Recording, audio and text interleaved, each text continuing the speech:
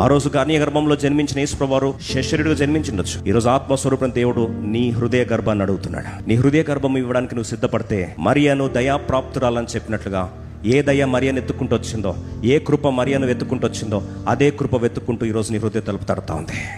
శక్తి చేత బలము చేత జరగని దేవుడు ఆత్మ ద్వారా ఈరోజు దేవుడు కార్యం జరిగించాలని ఆశపడుతున్నాడు. ఈరోజు అదెలా సాధ్యం, ఇదేలా సాధ్యం అడిగితే తప్పులేదు. కానీ వాళ్ళకి నేనేం చెప్పుకోవాలి, వీళ్ళకేం చెప్పుకోవాలి? ఇది దివ్యమైనదని చెప్పి ప్రజలకు కన్విన్స్ చేసే ప్రయత్నంలో, ఆయన దర్శనం గురించి ఎక్స్ప్లెయిన్ చేసే ప్రయత్నంలో, మనల్ని అపార్థం చేసుకోవద్దు అనే ప్రయత్నంలో జీవితం వృధా చేయట్లేదా?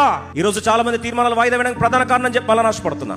మనుషులు ఏమనుకుంటారో, వాళ్ళు ఏమనుకుంటారు. అవునండి, యేసుప్రభుని నేను అంగీకరిస్తే ఏమనుకుంటారో, దేవుని కొరకు నిలబడితే ఏమనుకుంటారో, పిలుపు కొరకు సరెండర్ అయితే ఏమనుకుంటారో, దేవుని పరిచయం చేస్తే ఏమనుకుంటారో, దేవుని ఘనపరిస్తే ఏమనుకుంటారో. ఈరోజు మనుషులు ఏమనుకుంటారని ఆలోచిస్తున్నావు. అందుకొరకే దేవుని కృపాకార్యం నీ జీవితంలో ఇంకా జరగట్లే.